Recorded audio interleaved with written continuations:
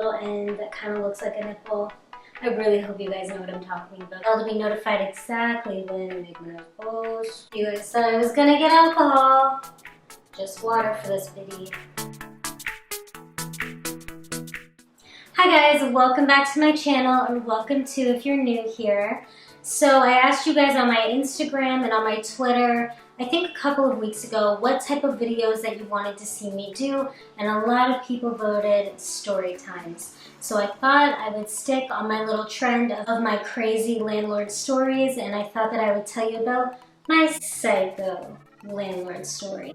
And this one, buckle up for, okay? This one is gonna be one, kind of long, two, it's gonna be crazy, okay? You're gonna wanna remember basically every detail that I tell you because everything is crucial. Like this video if you enjoyed it, comment down below, let me know kind of what you wanna see more of, let me know if you have any experiences that are similar to the one that I'm about to tell. Subscribe if you haven't already, and hit that notification bell so you can be notified exactly when I make my next post. And without further ado, let's get into the video. So if you watched my previous story time, my obsessive crazy landlord story, then you'll know that I needed to get out of that place ASAP. I was looking for absolutely anything. And a friend of mine who does something that's kind of like Uber, where he drives people around, except it's not Uber. And he has this client, and she has a room that was open and available. And he knew that I was looking for a place, so he's like, you know, there's this girl I know, I might be able to work you a deal. And it was convenient, it worked out perfect, because to me, I needed something that was available right now, and I needed something that was gonna be hella cheap. And both of those requirements were made, so I didn't even care. I'm like, yes, I'll take it, tell her I'll come see it. So, I'm not even gonna hide her name in this story. Her name is Denise, okay? That's her name. She doesn't even deserve a code name because this woman's crazy. So I went to go see the place, and Denise was there as well as her son. Remember, she has a son, and her son is 14 years old, or is about to turn 14. I just know that he's about to start grade 8. That's all I know for sure. I meet her. She seems super nice, super welcoming, so lovely. Her son is so sweet, he's so quiet, and he just seemed like such a great kid. Now, when Denise was talking about this place, she didn't really go into too much detail about her relationship with the other guy that was there. So we're gonna call her kid Ben, and we're gonna call the other guy that lived there, the other roommate, Ken. We'll use Ben and Ken. So Ken is an older gentleman, probably around the same age as her, who also lived in that home. And honestly, when I first met them, I kind of got the vibe that they were a couple, and they just didn't share Ben, that they had just started dating and it was kind of new and they just couldn't afford this house on their own. That's the vibe that I got initially. But when she was doing the walkthrough, she obviously showed me my room, which was downstairs. I had my own ensuite bathroom. It was just a half bathroom, and I had a sliding door that went out to the backyard. Remember that? And then Ben's room was right beside mine, and then you go upstairs, it was the living room, blah, blah, blah. You go up some more stairs, and then she had said, this is Ken's room. When Ken is in here, I sleep in his room, and he's really not here that often. And that kind of struck me like, oh, so you don't have your own bedroom. So that's kind of where it was like, maybe Ben doesn't know that her and Ken are together, and they just don't know how to break the news to him. But I wasn't thinking too much into it. I was like, you know what, it's not my business. I don't even care. I'm just happy I found a place. And then the room beside Ken's, she said, that's Ken's kid's room. Now I know for sure all of the rooms, not one of them she claimed to be hers. Kind of odd, kind of weird, but whatever, I didn't really care. So my friend, who was actually in my other storytime video, I think I called her Stacy. Stacy came with me to sign the lease after I had saw the place. When I went to sign the paper, everything in me was like, don't sign for a year. Do like 6 months. One, I didn't want to live with roommates anymore. I was over it. This was just supposed to be a temporary place, and if I got too comfortable, I might not leave after a year. So it was like, just sign for 6 months. Stacy was with me. Even Stacy liked them. She got a really good vibe from them. And everything just seemed great. Everything seemed perfect. It didn't seem like there was any problems, that there was any issues. And yeah, so I moved all my stuff in and everything was great for probably the first week. Denise was making me dinner. I was keeping my door open and talking to them. They would come down and hang out. I would go up there and hang out. I was so happy because I was like, I found a place that is not a toxic environment. I don't have crazy landlords. Everybody is so loving and caring. This is fantastic. Now, I think it was only good for about a week before everything went to shit. I'm gonna need a drink to get into this stuff. In my bedroom, the lighting was terrible. It was so like ambient and it was so dark it actually hurt my eyes to see. I told Stacy about this. She brought over some light bulbs. She said these will help, let's just change these. The light that it was one of those lights that people call, like say it kind of looks like a boob. You know what I mean? It's got like the little end that kind of looks like a nipple. I really hope you guys know what I'm talking about because I swear everybody calls these like boob looking lights. But Stacey said she knew how to change the light bulb as I've never had a light fixture that looked like that and I didn't know how to change it. So it's around 8 or 9 o'clock at night. We're not being very loud. We're whispering to each other. We know it's late. We know Ben has school the next morning. And we're trying to figure out how to take the glass case off to change the light bulb. And we just can't figure it out for the life of us. It's literally such a struggle. We're moving it. We're twisting off the knob. She's like, this is really weird. I don't think mine comes off like this. I never had to struggle with it. I just turned it and it came off. Yours isn't doing any of that. So we stopped touching it. We just look at it for a second wondering, I have no idea how we're going to do this, how we're going to make this work. And then the light fixture falls down. Now it doesn't fall down and break, but it just pops off and hangs there by these wires. And we're looking like, okay, that works. We change the bulb, we test it to make sure that it works. The light still works fine, no problem. It's just the fixture had come down from the ceiling. And we're looking at it like, how did that come off? Like, how does that go back on? It just looks like it almost suction cupped to the roof. And I guess we were making a lot of noise. And Denise is a light sleeper. So all the way from upstairs in Ken's room, she said that she could hear me. And I explained to her, like, I'm so sorry. We're just trying to figure out how to put this light fixture back on. We had to change the bulb.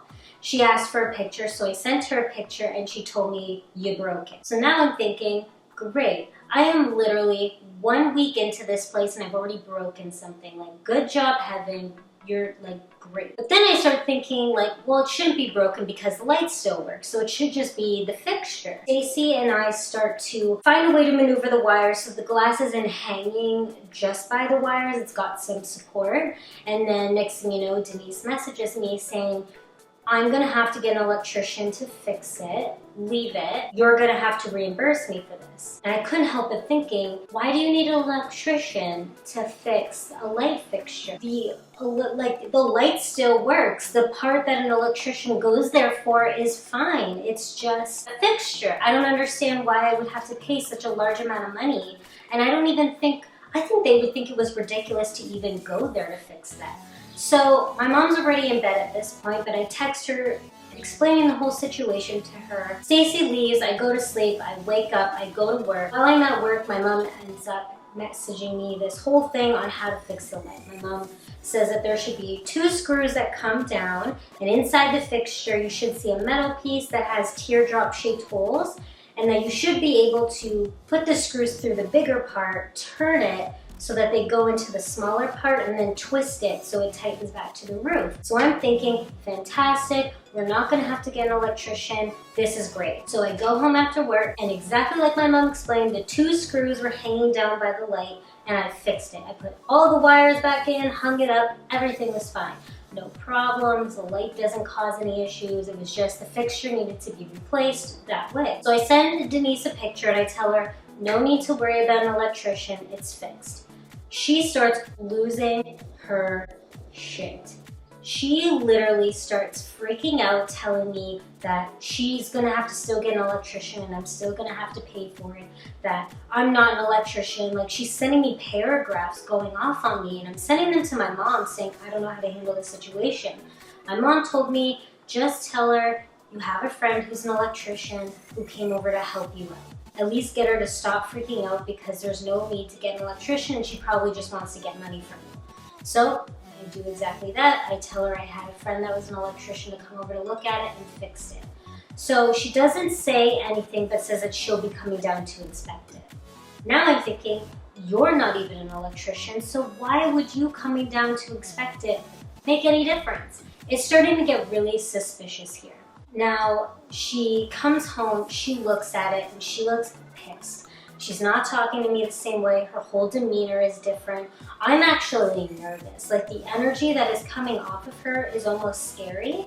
It's just so intense, and it just almost seemed like a completely different woman. This does not even seem like the same woman that was cooking me dinner the night before. It was just super weird. She doesn't even really say anything to me. She just looks at it, and she tried to say that there was a wire poking out, and I looked up there and I'm thinking, there's nothing poking out. Like, I don't know what you're looking at.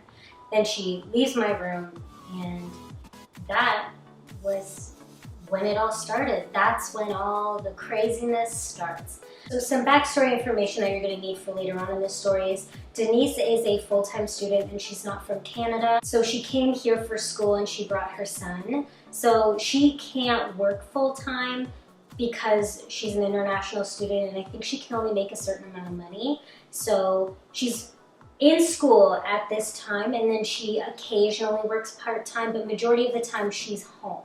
So as the time goes on, she stops making me dinner. She stops talking to me when I'm up in the kitchen. She starts getting quiet around me. She starts being like having an angry demeanor with me the whole time. And she's home so often that I'm constantly running into her when I'm in and out from work. Now, I worked 2 jobs at this point. I worked a night job and I worked a day job, which was really hard for me because I was barely sleeping. I was trying to work as much as possible so that I could save up to get my own apartment and just not live with people anymore. Well, her demeanor was getting so intense. I was starting to get so uncomfortable every time I walked through the kitchen because she would scuff, or she would start talking bad about me to whoever she was on the phone with.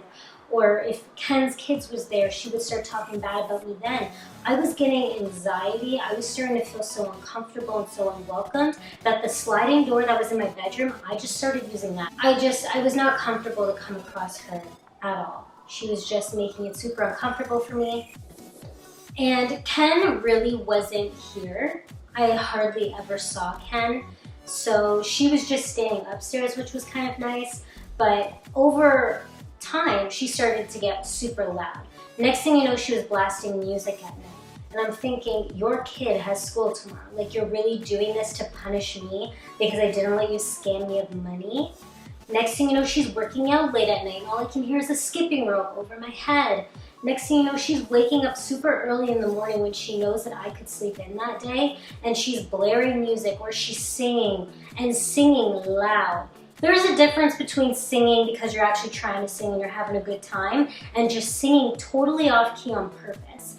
You know what I mean? You know when you're singing a song and you purposely just want to sound bad to like make it funny or whatever? She was doing that at such a high level, I was waking up from it. And already I had insomnia, and on top of that, when I could sleep at night, she was making loud noise and it was really hard for me to fall asleep. We had carpet all in the basement in the level that me and Ben slept in, like in that level.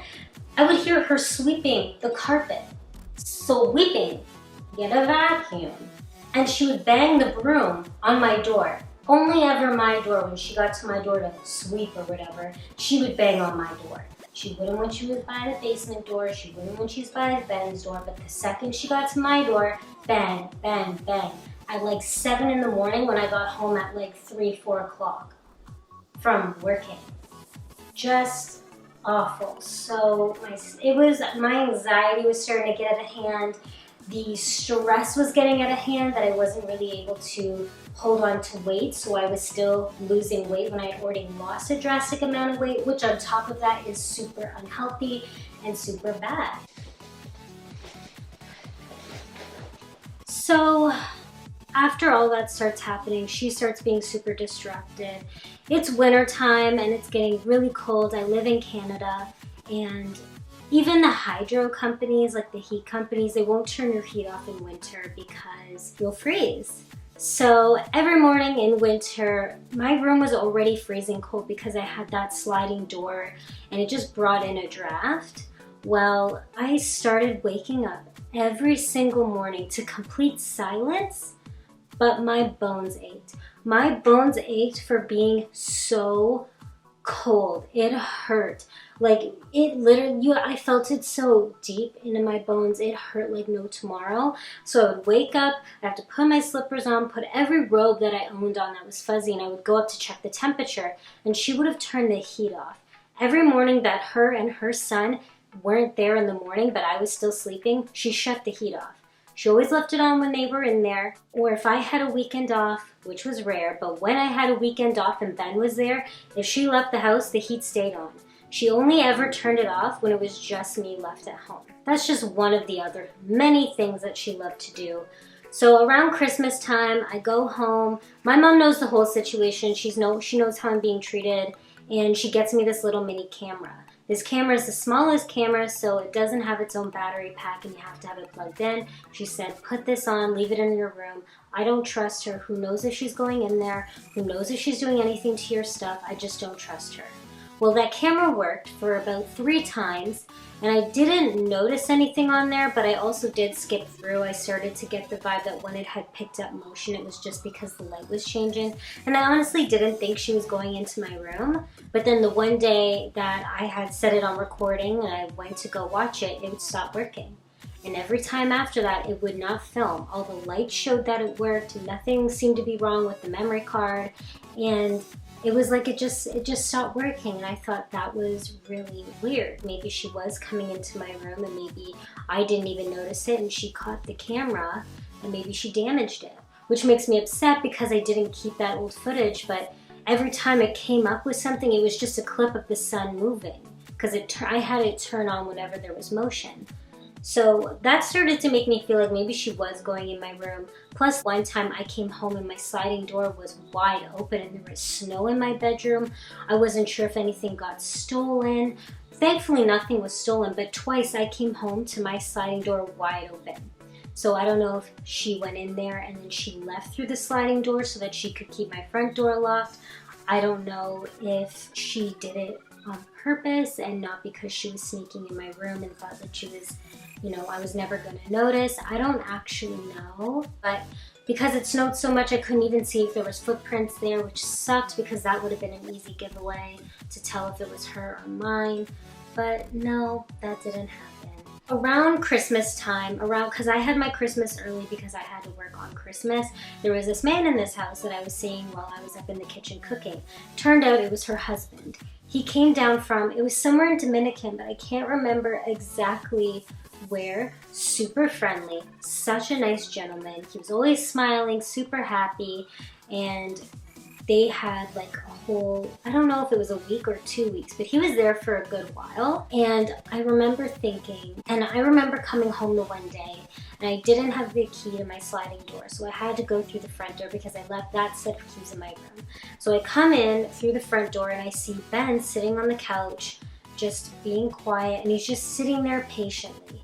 And I'm wondering why, he doesn't have the TV on, he's just playing his game, he just seems super sad. And as I'm getting closer to where he is on the couch to go downstairs, I hear it. I hear Denise and her husband having sex in Ben's room. And all I can think about is this poor boy. He's got his earbuds in to cancel out the sound. Obviously, he knows what's going on. And I just felt so terrible. He should have his own room. Ben should not have to share that with her.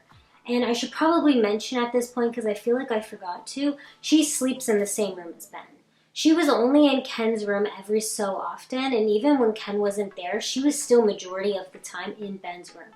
She shares a bed with her 14-year-old son. She would be so loud and awful and demanding to him every second. She yells a lot, okay? She is a yeller, she is a door slammer, she is a noise maker. I remember the one day I woke up to her screaming at Ben because he was texting a girl. And she was upset because he shouldn't be texting girls at all. And I can't help but think like that is just such a weird thing to obsess about. Like like you just don't want him texting a girl. But I'm not a parent, so who am I to say? But next thing you know, she starts yelling at Ben more and more as the time goes on. I don't know if it's because she's comfortable enough to yell at him while I'm around. I don't really know what the case is. But next thing you know, she starts saying, you should have let me texted your friends. I should have answered that response. I told you not to talk to your friends like that. Next time, let me answer. Next time, let me text your friends. And I'm thinking, why the hell do you want to text his 14-year-old friends? That's creepy and weird. Just let the kid live. And what she would be yelling about wasn't even anything bad. She just didn't like how he worded things, and she just wanted, she's such a control freak, you guys. She had to have control over everything. The house that we lived in wasn't even her house. There was actually a different landlord that she and Ken rented out from, and then I rented through them. But she acted like she owned this house. She controlled what side my food went on in the fridge. She controlled when I could do my laundry. And I don't just mean like the energy saving times, I mean like if I was leaving the house and I could just be gone for a second, if I had just put laundry in, or if I had stepped outside to go into my car to grab something, she was right on there like, I need to use the laundry, so don't go anywhere. You need to take that out right away. Like, just demanding. Crazy. So one of the nights, me and my friends decided to go out because honestly, any night that I had off that I couldn't pick up a shift at my night job, I just did not want to be there, and I wanted to go out, I wanted to have fun, and I wanted to not think about anything. So I had parked on the side of the road because Ken's there. Whenever Ken is there, I never park in the driveway because I don't want the hassle of me blocking him, having to move if I don't need to wake up that early, or whatever have you. So I just park on the side of the road. So a little bit of the driveway was open because Ken was parked in the back, and my friends, two of my friends, were driving together to come pick me up. They pulled into the driveway. Now, I heard her screaming and I heard the door slam, but I couldn't make out what she was saying from where I was and where the front door was. And I knew she was having a party. I knew that everybody was drinking, so I just started to think, this girl is just hammered and she's just being her loud self and probably said goodbye to a friend and slammed the door. Because like I said, she's a door slammer. So when I go out there and I get into my friend's car, they both tell me like, yo, your landlord just came out and freaked out on us and told us we can't even be in the driveway. I'm like, seriously, what did you say? And they said, we told her that we were just waiting for you. They just freaked out at us some more and told us to pull out and slam the door. And I couldn't help but think like, why, like, you're such a psychopath. Anyhow, that happened a few times with the driveway. She hid the shovel so that when winter came, I didn't have a shovel to shovel. And she didn't drive, so she didn't care to shovel the driveway. And Ken was hardly there then. It wasn't like he was shoveling it. So I had to go out and buy a shovel, and I wouldn't be shoveling the whole thing. I would just shovel enough to get my car in and get my car out. Well, when winter started to end and it started to get warmer weather, I was parking more on the side of the road because Ken started coming back more frequently and he was constantly parking in the driveway. Which is fine. I'll park on the side of the road. I don't care as long as I don't get a ticket. And the one time my car was on the side of the road and I went out with my friend Stacy. She picked me up and we left. About an hour or two into us being out and gone, I get a text from Denise saying, you can't be parking in the driveway and leaving your car so close to the end. Someone just came up to me and freaked out because they couldn't turn around in our driveway. And all I'm thinking about is, that is not a valid reason for someone to come up and get mad at you. That driveway is our driveway. I don't even know a person that would even do that. Two, we live at the end of a roundabout. They can literally go around the roundabout and get out. That doesn't even make any sense. And I had told her, my car is parked on the side of the street. You can literally see it. Like, I was not parked in the driveway. She then proceeded to tell me, so I guess the cameras at the front of the house lied then, and you're not parked in the driveway. And all I can help but think, like, this woman, does she think I'm crazy? And that I'm gonna be like, oh my God, like I must be parked I parked on the side of the road. My car is literally still there. So I messaged her back saying, okay, show me the camera footage. Show me right now that my car is in the driveway. And let me tell you, this girl responded to everything. She always had to have the last word. She didn't say shit to that message.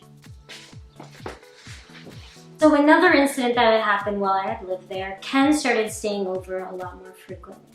And she was still sleeping in Ben's room, but they would be upstairs drinking, laughing, have a good time. She drank quite a lot, if I'm being honest, but who am I to judge? I was also drinking a lot too, so I can't really say anything.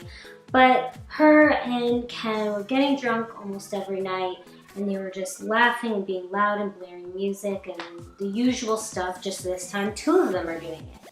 And I never really heard her say anything bad about me to Ken. I feel like when Ken was around, she didn't really talk about me. She was very flirty though, and I couldn't, like, personally it made me uncomfortable to even think about, because like her husband was just here like only a couple of months ago, and it just like, you just like know like what she's doing is wrong. But I don't say anything, I stay out of their way.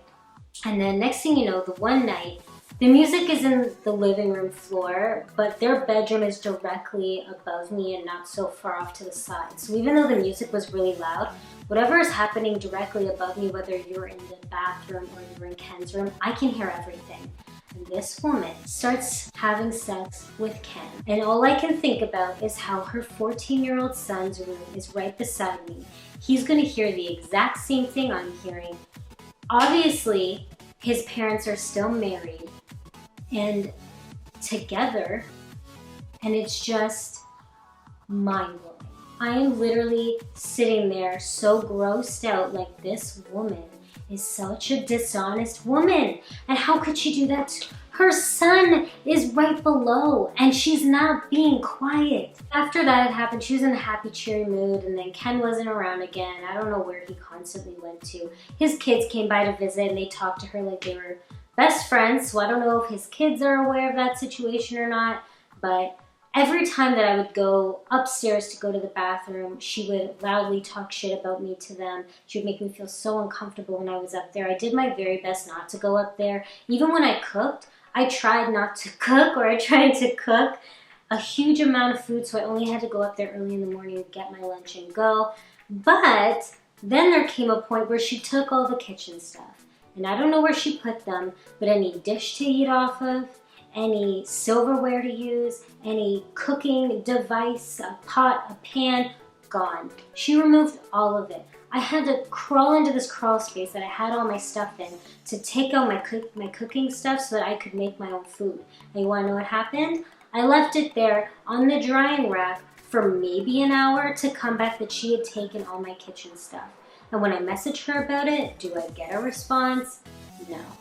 So I had to use other kitchen stuff that I had, or I had to go out and purchase more kitchen stuff. And I had to keep it in my bedroom where it was easily accessible so that I could cook. She was making it impossible for me to feel comfortable or welcome in this home at this point. Now, another incident that had happened, and this was around the time that I was going to be moving out. I was very close to getting all the paperwork to this beautiful apartment finished and signed, and I was going to be out and gone. I was leaving a month early. I was losing out on a month's worth of rent because I had to pay first and last to get out of there. I didn't even care. Plus, I had to pay first and last for this place. I was just done, okay? So I had put my whites in. If you haven't noticed from my apartment, I have everything essentially white.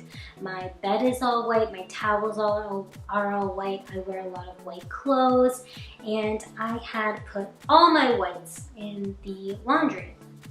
I set it, I come back up pretty late at night at this point. I had just finished work, and it was about 10:30 p.m. when I got home. I never played a movie without headphones, so I put my headphones in, I put the earbuds in, and I watched my movie so I don't disrupt her, the very thin few feet beside me in Ben's room. And I already know any room that I go to in the house, she goes in immediately after. Whether it's the kitchen, the bathroom, the basement, I always hear her go in there after that I go in. And it'll be the second that I get back in my room that she hears my door close, I hear hers open.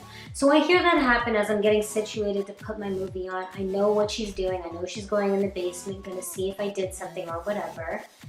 So I continue watching my movie, and I go down to check on my laundry to see if it's done. Now, here's the thing. The laundry has a sink beside it, and the sink is what drains the water into. So I go down to check my laundry. I notice, oh, it's about 20 minutes and then it'll probably be done. That sink was empty. There was nothing in that sink. I go back upstairs. I put my earbuds in. I hear her door open. She goes back down there. I continue watching my movie. My movie ends. I get up. I go downstairs to go check on my laundry.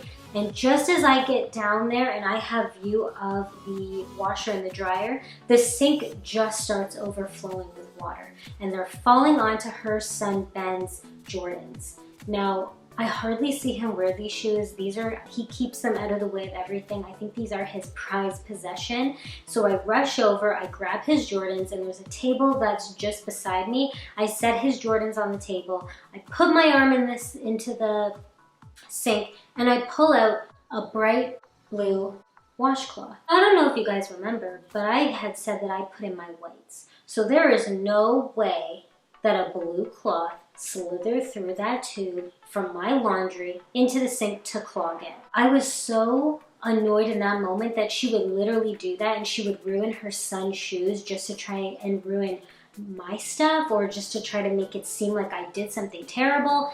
Either way, the sink had just started overflowing. It really wasn't like it spilt out that much. And the floor went in a little bit to this drain that we had. So I checked the entire house for a mop. All of a sudden, we don't have a mop. I can't find one anywhere around the basement, anywhere upstairs in the closet. So I'm like, you know what? I'll move as much of that water down with my feet, push as much water down there as I can. I put my whites into the dryer, set the dryer. I go upstairs and I attempt to find my beach towel. My beach towel, I don't care if I get dirty. I'm not gonna set my whites on that floor. I don't find my beach towel, but not even a few minutes into me looking, I get a huge text from her saying, "You flooded the basement." And I cannot comprehend what she's literally trying to accuse me of. Like, I explained the situation to her. I don't accuse her that she obviously went down there and did this. I don't say anything like that. I explained the situation. Look, I went down, there's a blue cloth in the hole of the sink and it clogged it. You know, I didn't intentionally do anything. I took it out and I couldn't find the mop. I'm up here looking for a towel to use that's not white. She ignores everything that I say and she goes, "You knew that the floor was wet. You moved my son's shoes." Yes, I just said that I'm aware that it's wet. Like, I'm aware of that. It's not flooded. If it was flooded, all my stuff that's down there would be ruined. Like, it's a little bit of water. It's not even a lot. She's like, "You flooded the basement. There's gonna be damage. You're gonna have to pay for this." She kept sending me these messages all the way until 2 in the morning. At that point, I shut my phone off. I'm not dealing with her anymore. She was trying to tell me that I needed to go into the basement with her to look at the mess. And it's like, I know what it looks like. I was down there 2 seconds before you went down there. You know what happened because you did it. I didn't do this. And anything that I was saying, it was like I wasn't even texting her back. She just kept saying, "You knew that there was a mess. You moved my son's shoes. Don't act like you didn't know there was a mess. There's a mop right here." She sends me a picture of this big ass squeegee. Think I would notice that down there. So clearly she hid it in her room and is just going off on me. I'm not one to have anxiety or to get that anxious feeling. I'm really not. That really just started within the last year due to my crazy landlord situations. And let me tell you, the feeling I had being in that house was awful. I don't wish that feeling on anybody. I felt so not safe. I didn't feel safe. My mom didn't feel safe with me there. My mom was stressing out about me because she was concerned that she was gonna hurt me. That's how angry and aggressive this woman was towards me. Either way, the next morning I go down there. Obviously nothing's damaged. I get my laundry. I'm like, okay, maybe I'm just gonna start paying for someone to do my laundry because I don't even want to go down there anymore. So Denise is home almost every single weekend, okay? But this one weekend, I think it was 2 or 3 weekends before I moved, there's a knock at the door. It's Saturday morning and I obviously don't go get the door because 1, it's not anybody coming to see me, and 2, she's always up there. I don't need to go get the door. And the person keeps knocking, nobody's answering. I'm thinking, that's really weird. I don't know why she's not answering. Maybe she's in the bathroom. So I go upstairs and I open the door and it's this woman in this suit. And she looks completely shocked to see me. And I'm thinking, okay, that's kind of weird. Maybe there's like a home job interview. Because this woman just looks like she's ready to give a job interview. And she says, hi, is this the right house? I'm looking for Denise. I'm like, yeah, Denise lives here. And then she asked where Denise was. I'm like, I have no idea where Denise is. She's usually home. So I guess she stepped out. She then proceeds to ask me who I am. And I explain, oh, I'm your roommate. I live downstairs. And she goes, roommate? And I say, yes. And then she then says to me, how many other people are roommates in this hall? And I explain that there's a man upstairs. And she goes, a man upstairs. I can see that she's peeking around to get a view of what's behind me, and I know she can see Denise's bar. Denise has this whole long, tall thing of just booze and mix and cups and all that stuff. And I see her look at it. Then she looks back at me and she asks how I feel about Denise and what Denise is like and how Denise is towards her son. Honestly, even if I wanted to pretend to like Denise, I could not even say anything nice and show it on my face. There was so much hatred for this woman, that was not even happening. Plus on top of that, if this woman is who I think she is, why would I protect her when I could protect them? So I explained to her in a nice way, in a professional way, that, you know, she's not nice to me, but she might be nice to other people. She seems to be nice to her friends. Then she asked me how she is with Ben, and I explained she yells at Ben a lot, but I mean, what parent doesn't yell at their kid? She yells and gets upset about some interesting things, and maybe I think that she, in my opinion, someone who's not a mom though, so I don't know if it would be valid, I think it's borderline abusive, which is true. If you could hear the things she called her son and the way she talked to her son, it hurt my heart. It really was such a painful thing to listen to. So then she asked me if there's any drugs or alcohol in the home. I explained, yes, there's alcohol, there's a bar over there, and yes, there's drugs. When I say drugs, I mean weed.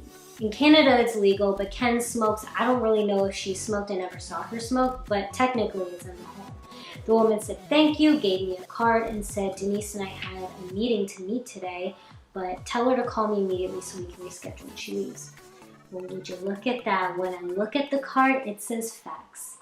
Children Aid Services. This woman is investigating her for abuse for her kid. Now, I didn't make that call. I don't know if a friend made that call. I don't know if Ben told someone to get help. I don't know if he told a teacher or a teacher noticed something was wrong. I don't know what it is, but I know personally that this had to be going on for a while because this woman had said that she was trying to make appointments with her. She finally got an appointment with her, and then she all of a sudden wasn't there that one day. Now, after that day, I left the card on the counter. I didn't open anything. I didn't touch anything because the card was attached to an envelope. Set it on the counter. I go about my day. I never saw Ben again. I still to this day have no idea if Ben was taken from her. I have no idea if she sent Ben back home to live with his dad. I have literally no idea what happened to Ben. I mean, she got a little quieter, but not very quiet. She still went off and did her own thing. She still kept sleeping with Ken. She had Ken's kids come over and talk trash about me more often than normal. But at night, she wasn't as loud. But I have not a clue where he went. I got out of there, right? That's the good thing for me. I hope that Ben's okay. I hope wherever he is, it's the best place for him because he really was a really sweet kid, and no kid should have to go through the things that he went through or even have to worry about having his own room as a 14-year-old teenage boy. But yeah, that was my experience. Later on, my friend that had suggested that room to me had told me that she was super crazy and that he stopped driving her around because of the way that she started trying to control him. She was trying to say that he had to go pick her up before anybody else, and she was just a control freak. Either way, at the end of the day. But yeah, I hope you guys enjoyed this story time. There is so much that happened while living there that I can't even begin to list off because this video will go on endlessly. But I did try to mention majority of the things that happened or the things that happened most often. Let me know down below if you guys had any similar experiences or what your crazy landlord experiences are. I can't even begin to explain how happy I am to have the place that I have. It's beautiful. My landlord is so loving and caring and such an amazing person. I could not have been blessed with a better situation, and it has made me so eternally grateful that I have this place. But I hope you guys liked it. Like this video, subscribe if you haven't already, and click that notification bell so you can be notified exactly when I make my next post. And then you can join my little angel baby family. And I hope you guys have a great rest of your day. I hope you have a great rest of your week, and I'll see you in my next video. Thanks, bye.